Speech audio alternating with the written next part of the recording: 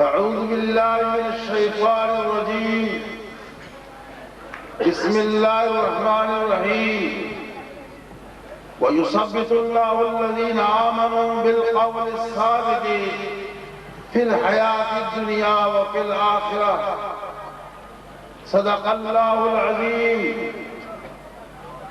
إن الله وملائكته يصلون على النبي يا أيها الذين آمنوا صلوا عليه وسلموا تسليما.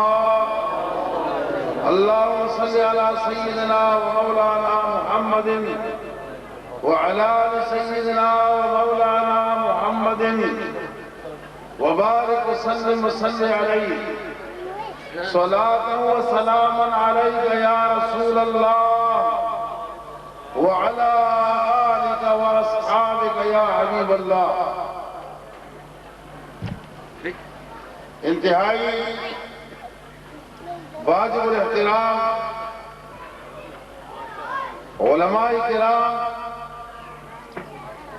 علماء اہل سنت والجماعت،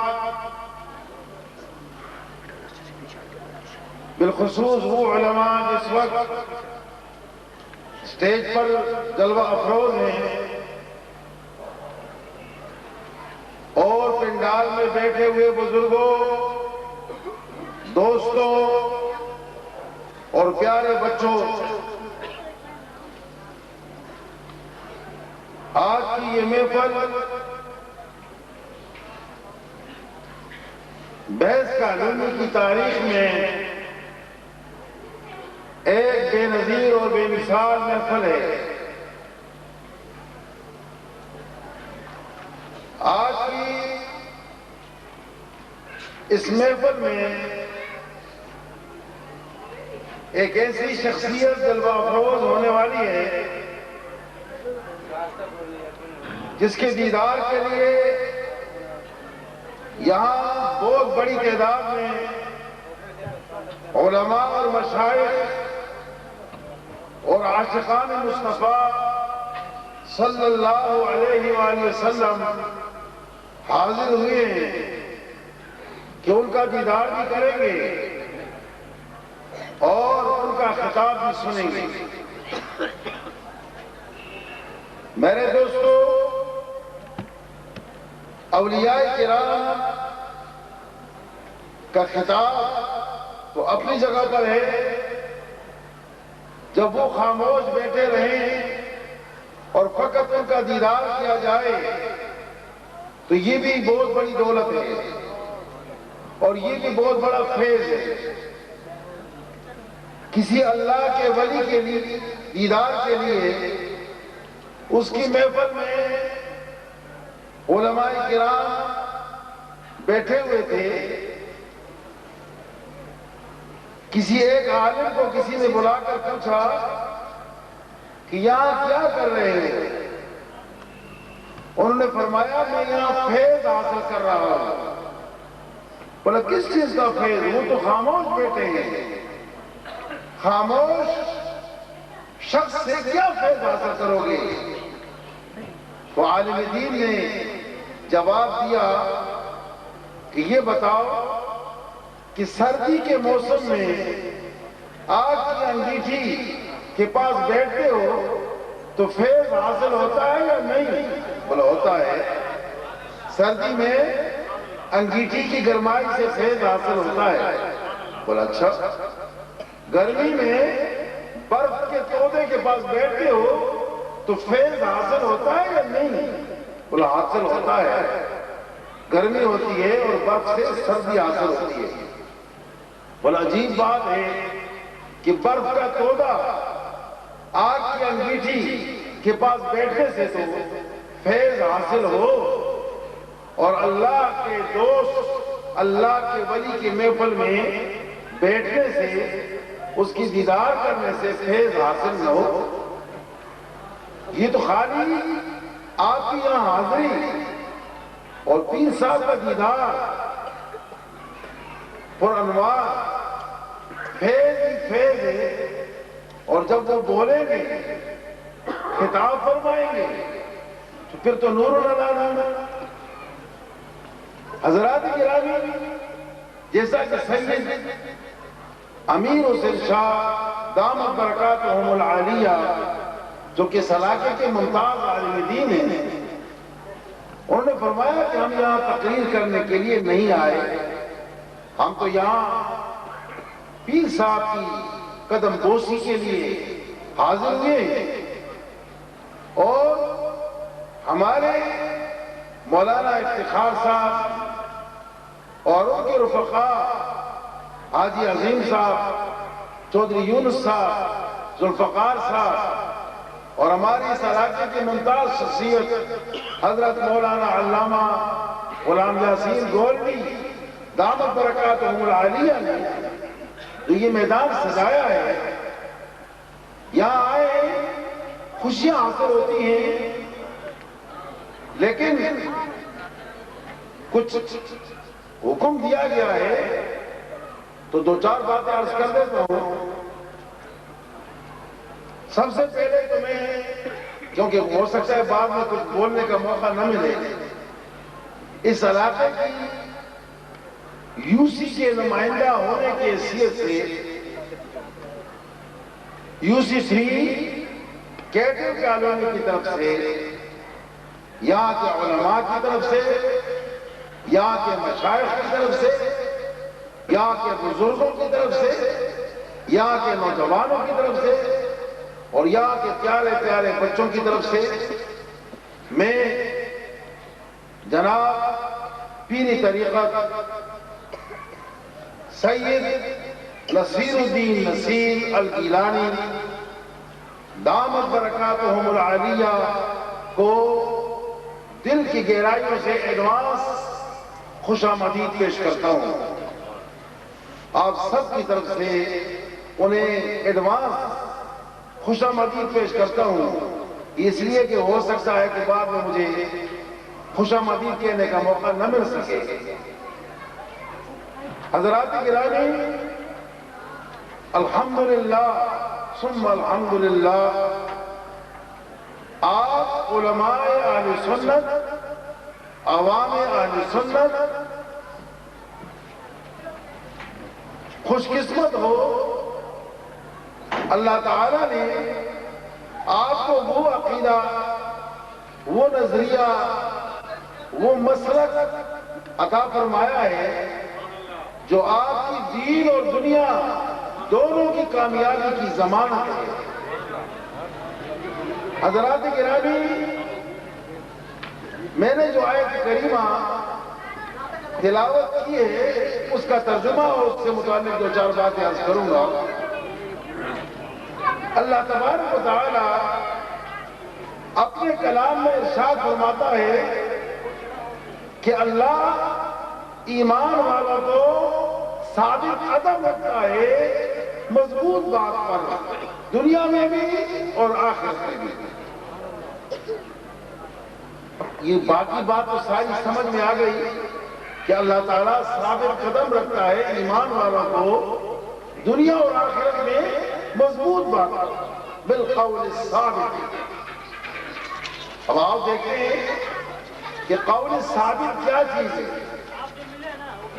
تفسیری کبیر امام فخر الدین رازی رحمۃ اللہ علیہ اس آیت کی تفسیر میں فرماتے ہیں کہ اس سے مراد قبر کا حساب کتاب ہے، قبر کا۔ میرے دوستو، اگر آپ قبر کے حساب کتاب پر غور کریں تو ہماری پوری دین کا خلاصہ ہے، پوری دین کا نچوڑ ہے۔ وہ یہ کہ قبر میں جب ہم مردے کو رکھتے ہیں اس میں روح لٹا دی جاتی ہے تو اس سے 3 سوالات کیے جاتے ہیں۔ پہلا سوال یہ ہے کہ مر ربک کا، تیرا رب کون ہے؟ سب سے پہلے میں اس بات کی وضاحت کروں کہ رب کے بارے میں کیوں پوچھا جاتا ہے۔ اللہ تعالیٰ کے صفاتی نام تو اور بھی بہت ہیں، لیکن سوال یہ ہوتا ہے کہ من رب کا، تیرا رب کون ہے؟ یہ کیوں؟ حضرات گرامی، آپ کو یہ بھی معلوم ہے کہ عالم ارواح میں جب اللہ تعالیٰ نے تمام روحوں کو جمع کیا اور سوال کیا تو یہ الستو بربکم، کیا میں تمہارا رب نہیں؟ وہاں بھی صرف رب کا پوچھا گیا۔ قرآن میں بھی پہلی سورت اور اللہ کا پہلا صفاتی نام رب ہے، الحمدللہ رب العالمین۔ یہ اللہ ہی کیا وجہ ہے؟ قرآن میں تیرا پہلا صفاتی نام رب ہے۔ عالم ارواح میں تم نے سوال کیا من الستو بربکم، قبر میں فرشتے سوال کرتے ہیں من ربک، تیرا رب کون ہے؟ یہ رب کے بارے میں کیوں پوچھا جا رہا ہے؟ یہ رب کا ذکر کیوں ہو رہا ہے؟ اور بھی تو صفاتی نام بولتے ہیں۔ میرے دوستو، رب کے معنی ہے مربی، پالنے والا۔ اللہ ہمارا پالنے والا ہے۔ آپ اور ہم سب ذرا غور کریں کہ ہمارا یہ جسم دو حصوں میں بٹا ہوا ہے، ایک جسم ہے، ایک روح ہے۔ جب آدمی مر جاتا ہے کہتے ہیں لاش پڑی ہے، بھئی کیا کم ہو گیا؟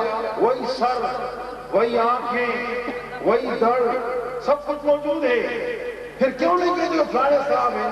لاش، کیونکہ روح نکل گئی۔ میرے دوستو، ایک روح ہے، ایک جسم ہے۔ آپ کا جسم اور میرا جسم یہ زمین سے پیدا ہوا ہے۔ منہا خلقناکم وفیہا نعیدکم ومنہا نخرجکم تارۃ اخری۔ اسی زمین سے تم کو پیدا کیا ہے، اسی زمین میں لے کر جاؤں گا اور اسی زمین سے پھر نکالوں گا۔ ہمارا رزق بھی اللہ تعالیٰ نے زمین سے پیدا کیا ہے، خواہ وہ اناج ہو، خواہ وہ پھل ہو، خواہ وہ سبزی ہو، زمین سے پیدا ہوئی ہے۔ لیکن ہماری روح یہ زمین سے پیدا نہیں ہوئی، یہ آسمانوں سے آئی ہے، یہ آسمانوں سے آئی ہے۔ لہذا اللہ تعالیٰ نے اس کی غذا، اس کی خوراک بھی آسمان سے بھیجی ہے، اور وہ ہے اللہ کا کلام، وہ ہے قرآن پاک۔ اِنَّا أَنزَلْنَاهُ فِي لَيْلَةِ الْقَدْرِ وَمَا أَدْرَاكَ مَا لَيْلَةُ الْقَدْرِ لَيْلَةُ الْقَدْرِ خَيْرٌ مِنَ أَلْفِ شَهْرٍ۔ تو ہمیں چاہیے کہ ہم قرآن پڑھیں، قرآن سیکھیں، اور قرآن کے جو معانی ہیں، جو مطالب ہیں، ہم ان کو اپنے سینوں میں جگہ دیں اور اس پر عمل کریں۔ دیکھیے، ہماری اس دیس کالونی میں ہمارے اہل سنت والجماعت کے علماء مختلف مساجد میں قرآن کا درس دیتے ہیں۔ ذرا اپنی اپنی مسجد کا جائزہ لیں کہ ہمارا اس درس کے ساتھ کیا سلوک ہے، کتنے لوگ اس درس میں بیٹھتے ہیں اور قرآن کے فیضات حاصل کرتے ہیں۔ نمبر ایک۔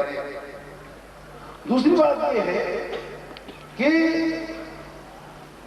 یہ سبق ہمیں ملا کہ جس شخص نے رب یعنی جو مربی ہے اور اس میں روحانی غذا، جو روحانی غذا ہے جو کہ اللہ کا کلام ہے، اس کو اپنایا تو وہ جواب دے گا قبر میں کہ ربی اللہ، میرا رب اللہ ہے، میرا رب اللہ ہے۔ دوسری، کیا کامیابی کا اعلان ہو جائے گا؟ آپ نے اللہ کا اپنا رب تسلیم کر لیا، بہت بڑی بات ہے۔ کامیابی کا اعلان ہو جائے گا؟ نہیں، ابھی کامیابی کا اعلان نہیں ہو رہا۔ دوسرا سوال ہے ما دینک، تیرا دین کیا ہے؟ تیرا دین کیا ہے؟ تو آپ کیا جواب دیں گے؟ آپ یہ کہیں گے کہ یہ آسان بات ہے، میں کہہ دوں گا میرا دین اسلام، دین یا اسلام۔ لیکن میرے دوستوں، اپنے گریبان میں سوچو، کیا ہم یہ جواب دے سکیں گے؟ دیکھیے، دنیا میں جس چیز کو یہ آپ نے یہ کہا کہ یہ میری ہے، اس کے لیے آپ سر کٹانے کو تیار ہیں۔ یہ دکان میری ہے، یہ گھر میرا ہے، یہ بیٹا میرا ہے، یہ باڑا میرا ہے، پھر کوئی اس کی طرف ٹیڑھی آنکھ سے تو دیکھے۔ سر کٹانے کو ہم تیار ہیں، لڑنے مرنے کو تیار ہیں۔ کیا اسلام کے بارے میں کوئی ایسی بات ہو تو ہمارے وہی جذبات اگر ہیں تو ہم بڑی خوشی سے اور بڑی مسرت سے کہیں گے دینی الاسلام، میرا دین اسلام۔ میرے دوستو، کامیابی کا اعلان ہونا نہیں، تم نے اللہ کو اپنا رب تسلیم کر لیا، تم نے اسلام کو اپنا دین تسلیم کر لیا، کامیابی کا اعلان نہیں ہو رہا۔ تیسرا سوال ہے مشکات شریف کی حدیث باب القبر کے اندر، ما كنت تقول في حق هذا الرجل، اس ہستی کے بارے میں تو کیا کہا کرتا تھا؟ یہ نہیں کہ کیا کہتے ہو، اس وقت تو ہر ایک مانے گا، کیا کہتا؟ ما كنت تقول، ماضی استمراری ہے، کیا کہتا تھا؟ اب میرے دوستو، وہ ہستی پاک محمد رسول اللہ صلی اللہ علیہ وآلہ وسلم سے ہوتی ہے۔ لوگ اعتراض کرتے ہیں، ارے لاکھوں قبروں میں حساب کتاب ہوتا ہے، حضور پاک کس کس کی قبر میں جائیں گے؟ کیسے جائیں گے؟ میرے دوستو، آپ کو پتا ہے یہ جو نکیر و منکر دو فرشتے ہیں، یہ محلہ وائز نہیں ہے، کالونی وائز نہیں ہے، شہر وائز نہیں ہے، صوبہ وائز نہیں ہے، ملک وائز نہیں ہے کہ پاکستان کا الگ ہے اور انڈیا کا الگ ہے، نہیں، پوری کائنات میں، پوری دنیا میں صرف دو فرشتے ہیں، نکیر و منکر، جو ہر جگہ ہر ملک سے یہی دو فرشتے حساب کتاب کرتے ہیں اور سوالات کرتے ہیں۔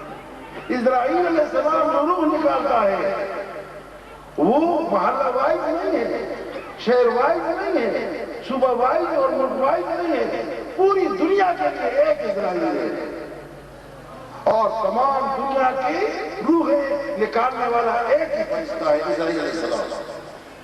کسی کو اعتراض نہیں ہے۔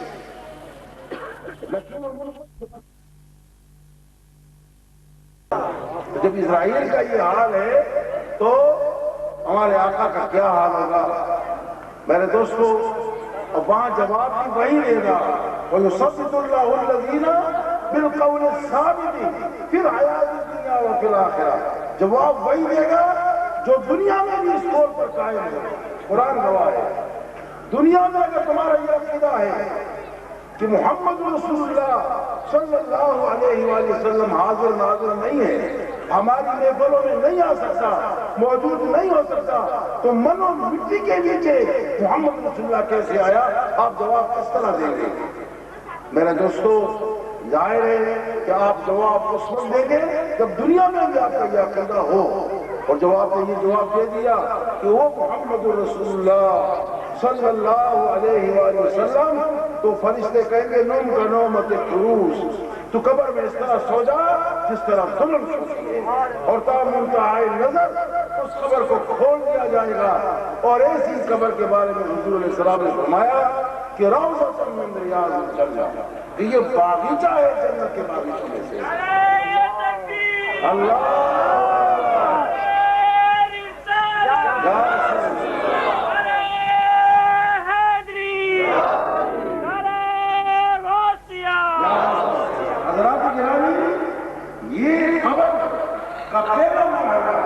یہ قیامت کی سیڑھیوں میں پہلی سیڑھی ہے، جو اس میں کامیاب ہو گیا وہ آخرت تک کامیاب جائے گا۔ میں نے چند منٹ آپ کے لیے، یہ الامر فوق الادب، ادب کے خلاف ہے، بڑے بڑے علماء مشائخ اس جلسے میں موجود ہیں، لیکن حکم دیا گیا تھا، میں نے سب سے پہلے پیر صاحب کے لیے شامدید کے الفاظ استعمال کیے ہیں، اور اس کے بعد چند قرآن پاک کی آیت کا ترجمہ اور اس کے متعلق بات کی ہے۔ میرے دوستو، اولیاء کرام کا بہت اونچا مقام ہے۔ اللہ تعالیٰ فرماتا ہے لا خوف علیہم ولا هم یحزنون، نہ وہ ڈرتے ہیں نہ غم کرتے ہیں، وہ بے غم لوگ ہیں اور ان میں کسی کا ڈر نہیں ہے۔ آپ کہیں گے کہ دنیا میں تو سر پر سر ہوتا ہے، طاقت پر طاقت ہوتی ہے، اولیاء کیسے نہیں ڈرتے؟ میرے دوستو، حدیث پاک ہے، علماء کرام موجود ہیں، حضور علیہ السلام فرماتے ہیں کہ میری امت کے اولیاء یہ مومنین کاملین یہ اپنی عبادات اور ریاضات کے ذریعے ایسے مقام پر پہنچ جاتے ہیں کہ جب دیکھتے ہیں تو اللہ کی آنکھوں سے دیکھتے ہیں، سنتے ہیں تو اللہ کے کانوں سے سنتے ہیں، اور جب بولتے ہیں تو اللہ کی زبان سے بولتے ہیں، چلتے ہیں تو اللہ کے پاؤں سے چلتے ہیں، پکڑتے ہیں تو اللہ کے ہاتھ سے پکڑتے ہیں۔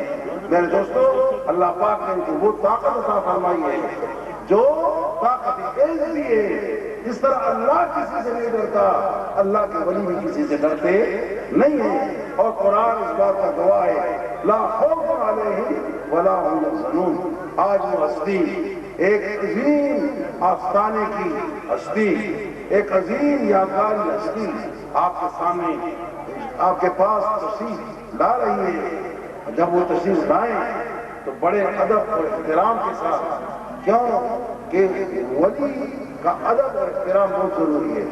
جہاں قرآن میں اللہ نے اولیاء کا ذکر فرمایا تو فرمایا الا ان اولیاء اللہ، اللہ کو خبردار۔ آپ کو پتا ہے خبردار کہاں لکھا جاتا ہے؟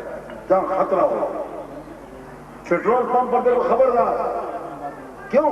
وہاں ذرا سی بھی احتیاط کرو دھماکہ ہو جائے گا۔ یہ الا بذکر اللہ، وہاں بھی الا ہے، خبردار۔ ذکر اللہ اور اولیاء لازم، اولیاء کی خدمت میں ذرا سی گستاخی ایمان کی تباہی کا ذریعہ بن سکتی ہے۔ اولیاء کی خدمت میں ادب احترام ہی کامیابی کی ضمانت ہے۔ لہذا دیکھیے، میں آپ سے سوال کرتا ہوں، یہ آٹے کی چکی ہوتی ہے نا، 3 پیس ہوتے ہیں، ایک انجن، ایک چکی، ایک پٹی۔ یہ پٹی جو ہے نا، یہ زیادہ خطرناک ہوتی ہے چکی سے اور انجن سے۔ اس سے اگر ٹچ ہو جاؤ انجن سے کوئی پرواہ نہیں، چکی سے ٹچ ہو جاؤ کوئی پرواہ نہیں، پٹی کے ساتھ لگ گئے تو پٹی اپنے لپیٹ میں لے لے گی، جان سے ہاتھ دو بیٹھو گے۔ تو میرے دوستو، یہ اولیاء کی مثال پٹی کی ہے، یہ بندے کو رب سے جوڑنے والے ہیں۔ پٹی چکی اور انجن کو جوڑنے والی ہے، اولیاء بندے کو رب سے جوڑنے والے ہیں۔ ان سے خبردار رہو، ذرا سی گستاخی ایمان کی ضیاء کا سبب بن سکتی ہے۔ اللہ تبارک و تعالیٰ تمام علماء اہل سنت، مشائخ اعظام، بزرگوں، دوستوں، بچوں کو توفیق نصیب فرمائے کہ وہ اپنے اولیاء کرام اور بزرگان دین کا احترام کریں۔